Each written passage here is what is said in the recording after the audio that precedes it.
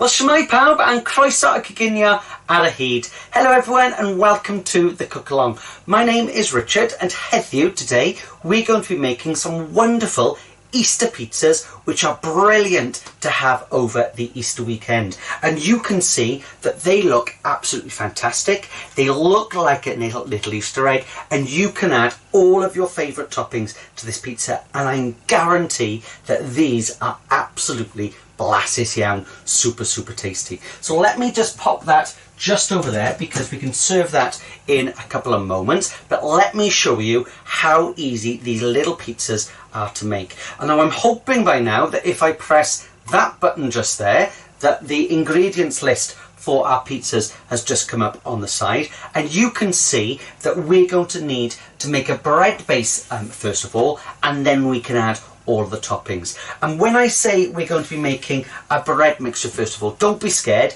because bread making is one of the best things that you can do, right? And I'm going to show you how easy it is to make a simple sort of pizza stroke bread dough, and I'm going to show you two different ways of kneading. And for the parents that might be watching, I'm going to show you a cleanish sort of way of kneading, and I'm going to show you a messier kind of way of kneading as well, but both are absolutely fantastic. So let's get cracking. The first thing that you're going to need to make your pizza or bread dough, and this mixture today is going to make 4 little Easter egg sort of pizzas, or 2 sort of larger Easter egg pizzas, but I like having me-sized pizzas. You're going to need 200 grams of flour.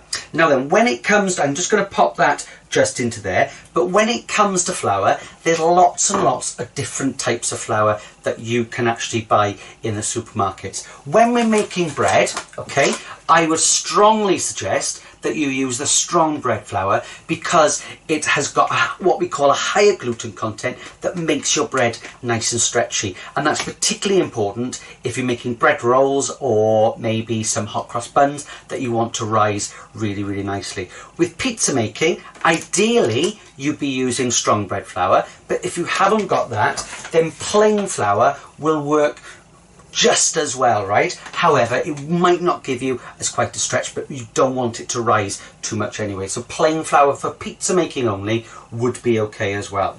So the next thing that we've got is we have got our yeast, right? And there's lots and lots of different types of yeast that you can purchase.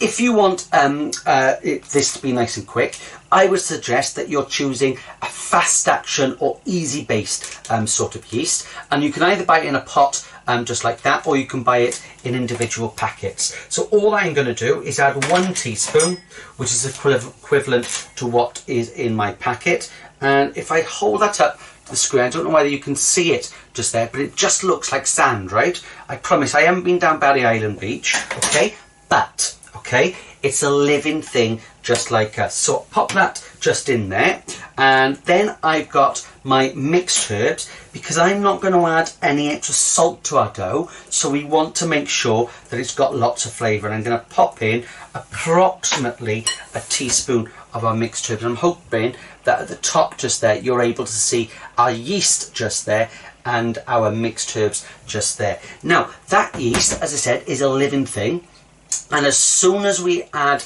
water to it, it's had a drink, it'll have food from the flour, and it'll start to expand and grow it. And it's the gas that it produces, the carbon dioxide, that makes it sort of rise. Okay, so that's our dry ingredients just there for now. The other thing that you need to get ready is your water.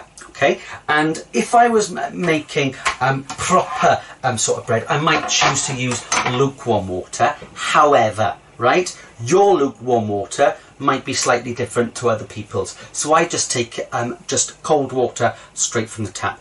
Because we don't want this to rise too much, we don't necessarily have to make sure it is lukewarm, right? If you were making bread, then you might be more concerned about it, but for our pizzas it'll be fine with just normal sort of room temperature tap water. So I'm going to give that just a little mix, just as so, and we're going to add the oil to our bag afterwards, and all I'm going to do is just make a well just in the centre, just like that. Now, I've got way too much water. I'm just checking my ingredients list that's on the side, because I'm seeing it upside down and back to front. We need 200 mils, as it says just there, 200 mils of water. I've got 200 mils just there, and the rule that we're going to follow is that you can always add more, but you can't take any out, right? So I'm going to add just 3 little drops to start with, give it a little mix, and then we can see where we're up to, okay? So in, die, a tree, and then I'm going to give it a little mix, right? And mix in Welsh, it's a fantastic word. It's cymysgu. So I cymysgu, cymysgu, cymysgu. Cymysgu, cymysgu, cymysgu. And you can see that it's sucked up all that water. So now I can add a little bit more. So in, die, a tree. And then I cymysgu, cymysgu, cymysgu. Cymysgu, cymysgu, cymysgu. And you can see that we've started to make a really nice dough. Now, lots of people will stop there and start kneading, but it's still a little bit floury, right? What you want your dough to be is a little bit wet, right? Not sopping that it's all over your hands, right? But you need it to be a little bit wet, slightly sticky, because that will help with the kneading process afterwards. So I'm just going to add just 1 drop this time, right? And see where we get to, right? And the other way that I like to do it, in actual fact, I should have added 2 drops, right? So I'm going to add a little bit more. And then all that we're looking for is for our dough, right, to make a nice ball of dough. And I should, if I pop that on the side, I'm going to use my cyhyrau now. I'm going to use my muscles, and I'm just going to mix that round until we get a nice clean bowl, I'm hoping, and my dough picks up just like that, right? And you can see that my bowl is nearly sort of clean. So that's our bread dough made. So I'm going to pop that just there, and then when it comes to your kneading, you have got 2 options. Now, I think the recipe card that's on the Facebook page will tell you to knead in the bag. So I'm going to show you how to knead in the bag, but if you want to knead on the table, I'll also show you that as well. So when you're kneading in the bag, this is great because you don't get your hands dirty and you can really work it. But what we're going to do first of all is I'm just going to add 2 and 1 for luck. I've just got some bog standard sort of vegetable oil just there, right? And in my bag, all I'm going to do is I'm going to pick that up and just rub that in like that. So it doesn't stick to my bag, but it's really, man, makes it a lot easier to knead, right? So I can then pour all of my dough straight into there, or if there's 2 of you making pizzas and if you made 1 batch, you can cut that in half and put it into 2 bags, right? But in actual fact, that's what I'm going to do. I'm going to take half to put in my bag, so half goes in my bag, and I'll do the other half on the table to show you. So that one for later. So if you're kneading the bag, pop it into the bag, and then you shigla, shigla, shigla, and shigla is Welsh for shake, right? So shigla, shigla, shigla, add above. Then you put it flat down like that, and basically what you're going to do is a combination of presses and squeezes.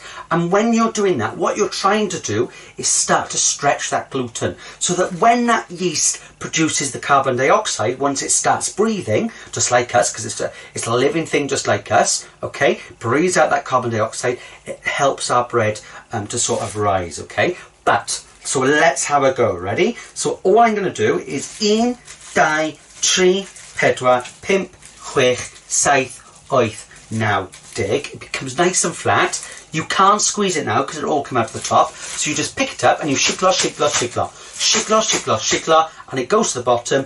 Put it flat down, and now you can do your squeezing. You ready? So 1, 2, 3, 4, 5, 6, 7, 8. Now dig, you pick him up, you shigla, shigla, shigla, shigla, shigla, shigla, and above, and you do your presses. And you need to do, right, you're going to be kneading for approximately 3 to 4 minutes. In other words, you need to do 100 presses, okay, in sets of 10, and 100 squeezes in sets of 10 as well, with that little shake in between. Okay, so that's how you do it in the bag, and I'm going to need that afterwards, otherwise we'll be here until after Easter making those, right? So if you're going to need on the table, as I said, parents, if you're watching with the children, this is going to be a little bit more messy, right? So this is more for the older children in your family and for adults, and all you're going to do, a little bit of flour on your table, a little bit of flour on your doiler, and then you're just going to bring your dough onto the table like that. You can pop that just underneath. Now, before we get our hands stuck in, all I'm going to do is just use my fingertips, and I'm just going to roll it in the flour just like that, and then we can start kneading. And when we're kneading, we use our fingertips to fold, and then we use our knuckles to push away, and then we turn. So fold, or fold, push and turn. Okay, so fold, push and turn. Fold, push and turn. Plygu, gwthio, troi in Welsh. Plygu, gwthio, troi. Now if it starts sticking to my hands, I add a bit of flour to my hands. If it starts sticking to the table, add a little bit more flour, but try not to add too much flour, because A, we're not making a snowman, and B, we don't want to add too much because it becomes dry, right? So fold, push and turn. Fold, push and turn. Fold, push and turn. Plygu, gwthio, troi. Plygu, gwthio, troi. And once again, you are going to be kneading for between 3 and 4 minutes, right? And I promise by the end you sort of get into a little rhythm, right? When I'm kneading, when I'm teaching people to knead, first of all, we always do the fold, push and turn, but then, right, you get into your own rhythm. So what I tend to do, I use one hand to knead just like that, and I'm pushing it round with the other one, right? Again, what we're trying to do is stretch that gluten so the carbon dioxide can help our bread to rise, right? What doesn't work when you're kneading, right, is to just tickle it just like that and not move it. And equally, punching it doesn't work either. It has to move on the table. I don't mind how it moves on the table, but it has to move on the table. So again, I'm not going to show you how to knead that for too long, but I'm going to leave those over there, and I'm going to be having those afterwards, because I'm actually having pizzas later today. So I've got some that I made earlier, and this was kneading it in the bag, and you can see this was the same quantity, but I've let it rise for a little bit, or prove, and you can see that it's doubled in size. You don't have to leave it to double in size, because you're going to leave it to rest afterwards. But this is where it does become a little bit messy, because that will now make 2 little Easter pizzas. So a little bit of flour on your table now, right?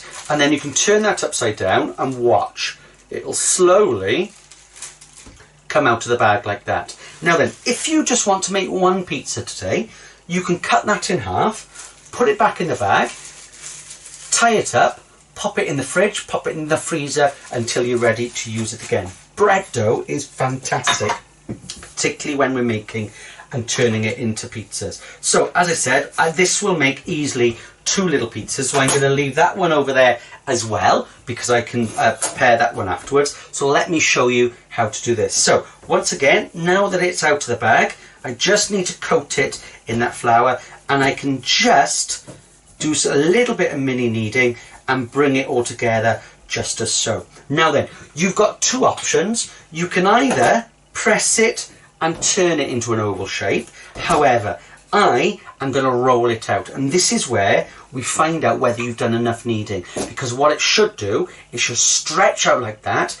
and if you've done enough kneading, it should shrink back in, right? Because that means that you've developed that gluten. If it stays out like that, it means that you need a bit more kneading, right? So watch. I'm going to roll in one direction, and you can see it shrinking back in, and then I'm going to turn him round just like that. So roll in one direction and then turn him round, and we're rolling in one direction basically because if you roll in every possible direction, you'll end up with a very strange shaped sort of Easter egg pizza, right? So roll in one direction just as so, and then turn your dough. Roll in one direction and turn your dough. And you can see that I'm starting to make that oval shape, right? So roll in one direction. If the dough is sticking to your pizza, just add a little bit more flour onto the dough, just like that. So roll in one direction. So I'm just stretching him out now, and you can see I'm turning him around, that just to make sure that he's not sticking to the table, because there's nothing worse than your beautiful oval Easter egg sort of shape. Looks fantastic on the table, but you can't take it off, right? So I've got my little shape just there. So I'm going to pop that straight onto a little baking tray. If you've got a pizza tray, that's even better, because it'll cook the base a little bit quicker, but a normal baking tray would be just as fine. And all you're going to do is you're going to give it a floury bottom. Okay, so you want plenty of flour, just like that. As I said, not enough just to make a snowman, just enough to stop it from sticking. And you can pop your pizza straight onto there, and we'll just push that into an oval shape and just make sure that it's not sticking. So that's that bit just there. So that's our Easter egg sort of shape. And then we're going to add the little toppings. So let me grab my toppings from over here. And the first thing we've got, if you can see on the pizza that I made earlier, we obviously need our tomato base, right? So for your tomato base, you've got a couple of options. You can either use what I prefer to use, which is tomato passata, and that's just sieved tomatoes, comes in little cartons like that, really good as a pasta sauce, but fantastic on top of a pizza, right? Or if you haven't got that, you could use some tomato puree, but with your tomato puree, I would add 2 spoonfuls in dye, good squeezes, and then I would add 2 spoonfuls of water just to slacken it down as well. And you can see that I've put some herbs in there as well. So just some mixed herbs. So we're not requiring any extra salt. So I'm just going to pop that just into there. Give that a little mix just to so.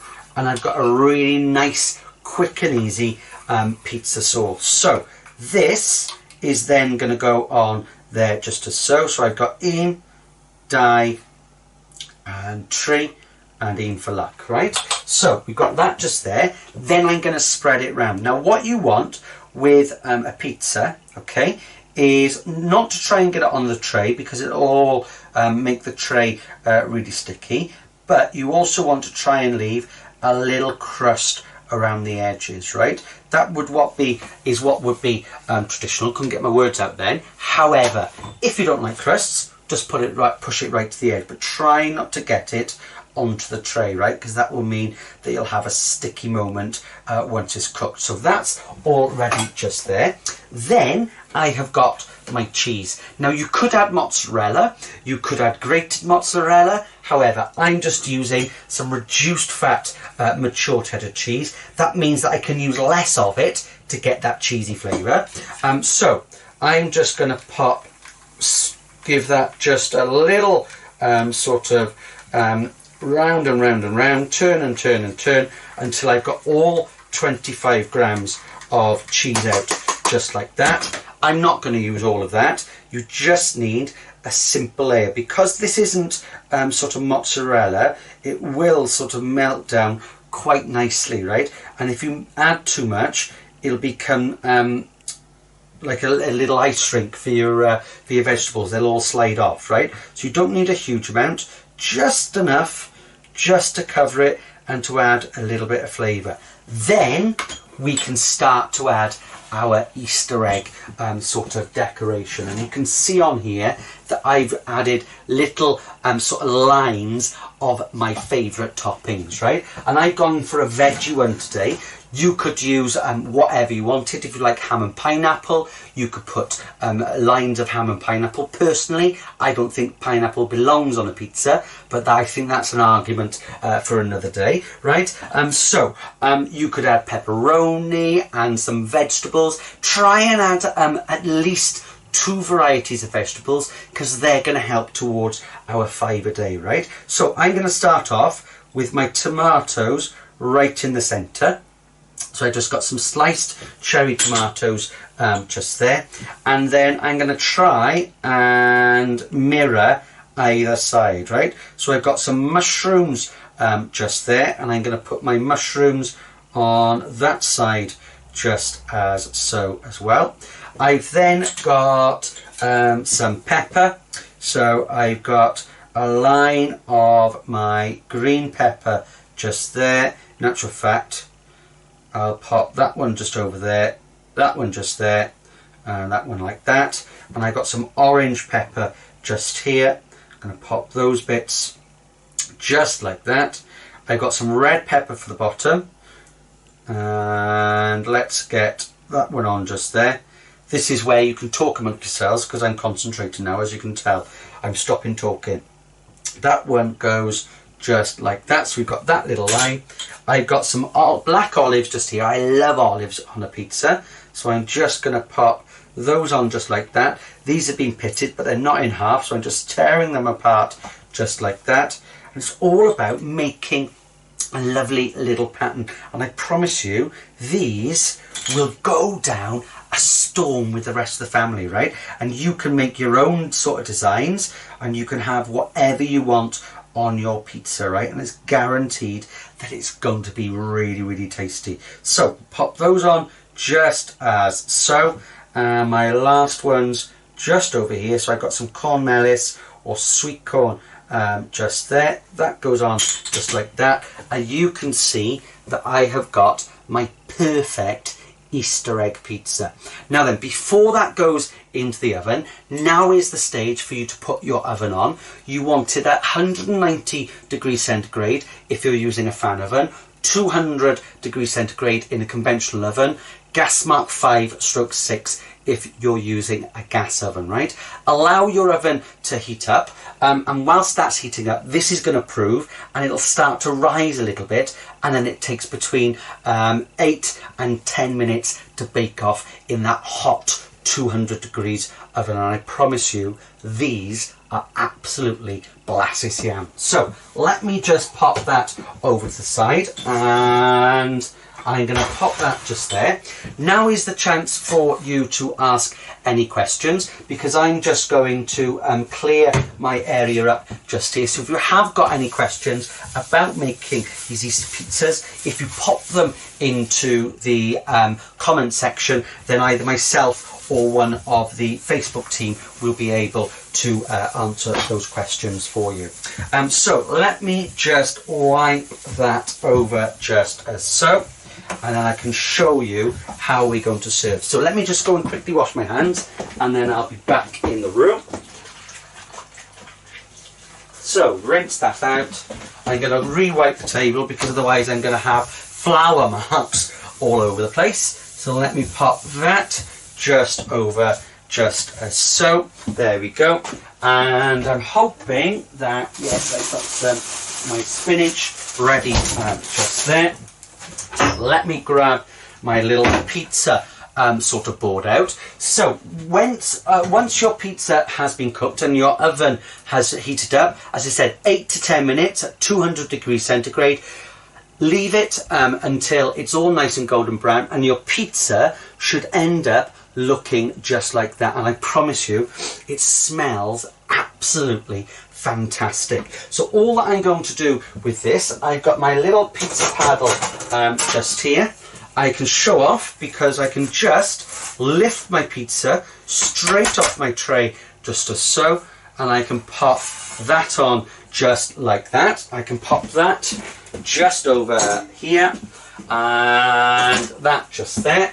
And then I'm going to serve it today with a little bit of green salad. In other words, a little bit of spinach, or in Welsh, spinach has got a fantastic sort of name. It's spigoglis, right? And I know loads of people that won't eat spinach, but they will quite happily eat some spigoglis. And just over here, I have got a little bit of a lemon sort of dressing. So I'm going to grab my little bit just there, a little bit of lemon dressing just on top, and you have got a really, really delicious Easter egg pizza served with a crisp side salad just there.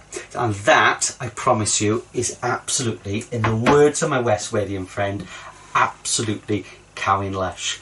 Well, I hope that you have enjoyed cooking along with me today. It's been wonderful showing you how to make these little Easter egg pizzas just here. Don't forget that all the recipe cards are available on the Facebook page as well as our website. All that leaves me to say is diolch yn fawr. Thank you for watching today. I hope that you have enjoyed and I've inspired you to make some Easter pizzas. Enjoy the rest of your day and I will see you very, very soon. Cooking your happies.